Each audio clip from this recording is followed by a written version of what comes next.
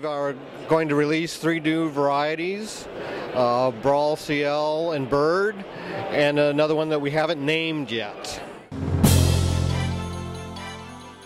We're getting a yield bump on Bird about 10% over what Hatcher was. Also, we're all looking for good baking characteristics and stuff that the millers want on those type of red wheats. North Dakota Wheat Growers is bringing out the director of Section 8 from the EPA and showing them the differences in what our farming practices are from what they have as a baseline for us.